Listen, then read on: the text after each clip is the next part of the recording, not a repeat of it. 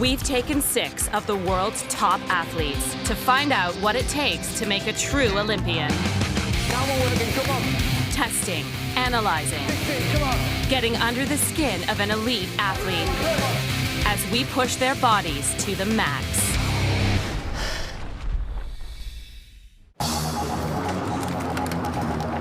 Cross-country mountain biking, because it's off-road, the variability in terrain makes a really big difference. So you get what's called stochastic power output.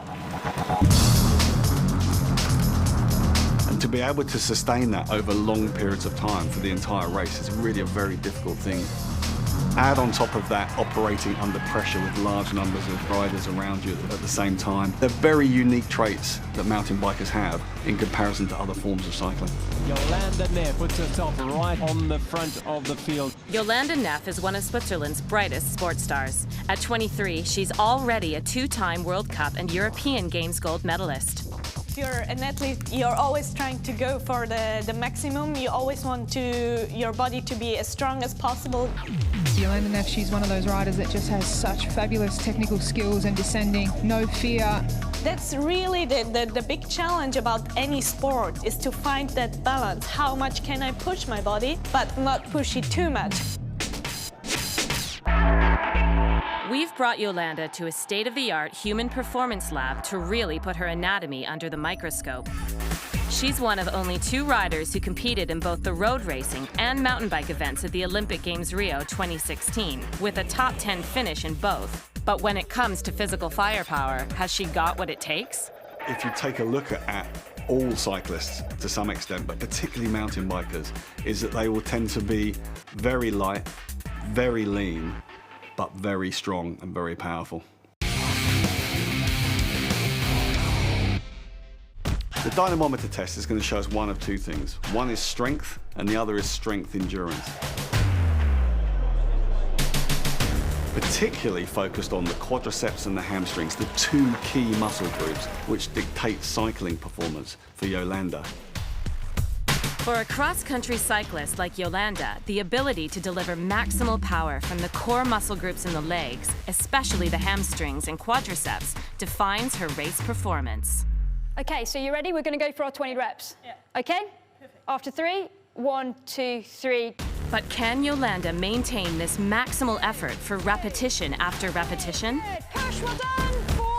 The dyno test will show us just how much torque she can produce. Well done. Push, push, push. And keep on producing effort after effort. The Olympic mountain bike race demands technique and strength in equal measure. Jolanda is carrying less weight than many of her competitors, but has she got the power to deliver that medal-winning performance? 18, 19, 20. Okay, and you're finished. Well done. How did that feel? Yeah, it was hard. Pretty tough, eh? Okay, well done. Jolanda's peak torque production from both her quadriceps and hamstrings is unusually well balanced for a cyclist, with her more developed hamstrings a powerful protector from injury. But it's her muscular endurance that's the real showstopper, maintaining close to peak power delivery all the way from the 1st to the 20th rep. The results for me are spectacular. We measure how much strength she loses, in other words, torque, across 20 efforts. And what we see is that that is less than 10% in both quadriceps and hamstrings. Not only is she strong, but she's also incredibly endurable. Okay, so if you just want to lay down on your bed with the head this side. Jolanda's dyno has shown us she packs a real punch when it comes to power production, but how much of her body mass is actually power-producing muscle? The DEXA scan will tell us how Jolanda really measures up. An elite-level female triathlete has an average body fat percentage of 13.9, a sprinter 13.7, but Jolanda's 12.4% is in a class of its own. The composition test confirms that 42 kilos of her 50-kilo body mass is pure, lean muscle. To some extent, what you have to think about is that fat is stored fundamentally in 2 places. One is subcutaneously, just beneath the skin. The other is viscerally, so it resides around the organs. And what we're doing with skin fold measures is we're measuring that subcutaneous fat to look at the distribution of fat around the body. Anything under 40 millimeters is very lean. Okay. So 36 millimeters or 36.3 millimeters is where you are at the moment. Yeah. We wouldn't recommend that you should ever go any lower than that. Yeah, you know, yeah, that's pretty much optimum for where you are at the moment. For cyclists, skin fold measures give them a quick and easy way of analyzing their body composition. As a naturally lean athlete, Yolanda's figures put her into a category alongside the most efficient endurance athletes in the world, and her total sum measurement of 36.3 millimeters is truly remarkable. My body learns really fast. If I do something, my muscles adapt immediately. My lungs, my legs, everything, when I give an impact, then there is a reaction.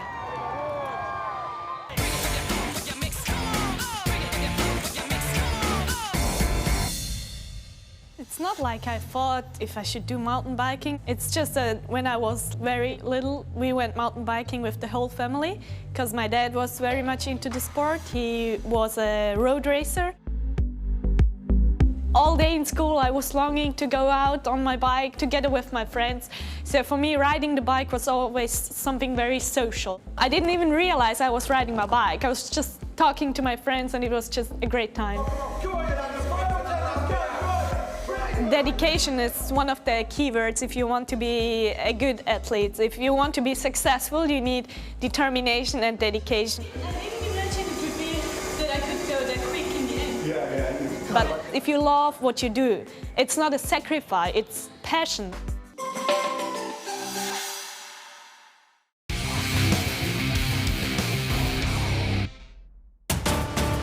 The human body depends on hydration to regulate temperature and maintain vital organ function. For elite endurance athletes like Yolanda, controlling hydration effectively will mean the difference between medaling or failing to finish. We've put Yolanda in the sealed Enviro chamber where we've dialed in Rio conditions during games time. With temperatures well above 30 degrees Celsius, humidity at 80%, and a series of punishing uphill climbs, it's the athlete who can minimize both fluid and essential mineral loss who will be left standing on the podium. 50 seconds. Come on, keep it there, come on. Come on, Yolanda, come on. So the information we get from here will be around your fluid replacement strategy. Okay. These patches that we've got here, they're collecting the sweat, which is obviously dripping off your face, so we've got a lot of it. And from there, we can work out the amount of sodium and the amount of potassium. These are something called electrolytes, so we can kind of calculate your replacement. I know how to replace it. Yeah. Exactly that. In the Rio conditions of 31 degrees C and 80% humidity, Yolanda experienced a sweat rate of 1.4 liters per hour, but crucially experienced a massive 2.7% reduction in her body weight through fluid loss. That's incredible when you think about that. That's in Rio conditions. The body simply cannot withstand that. We can withstand somewhere in the region of a 2 to 3% reduction in body fluid. So it's interesting to see that she's going to have to consume quite a lot of fluid on the bike in order to maintain that performance.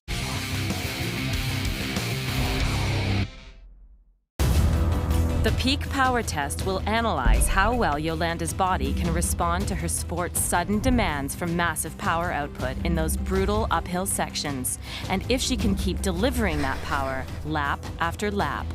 What we're looking for is how much power Yolanda can then produce, and then looking at how she can sustain that power output. Something we call the fatigue index. How quickly does she fatigue? Okay, ready in 5, 4, 3, 2, 1, let's go. Come on, 15 seconds, come on.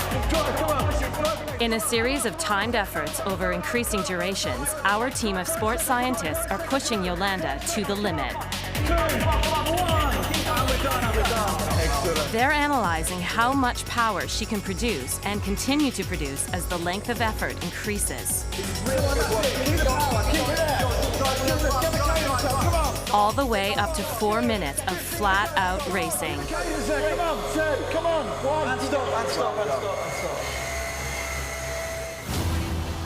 As the laps build around the Olympic course and the brutally long climb comes round again and again, it's as much a psychological as a physical effort for the athletes. Has Yolanda got the mental strength to ignore the burning muscles? Straight away, keep it up there. The duration of the effort is increased to a full 240 seconds of high-tempo power output. There's no hiding place now. Come on, 5 seconds. Massive effort, come on. And just top work, well done. Real good work, that, well done. Feel lightheaded or you feel all right? Bit dizzy? it's No? all right. No, good. It's intense. Yeah, it's hard, isn't it? Looking at Yolanda's figures, we can see she achieved an average power output of well over 500 watts and maximum power outputs of over 700 watts, ideal to attack the short inclines and gradual hills which make up a mountain bike course. With her best power-to-weight figures of 12.5 watts per kilo over the shorter 15-second interval.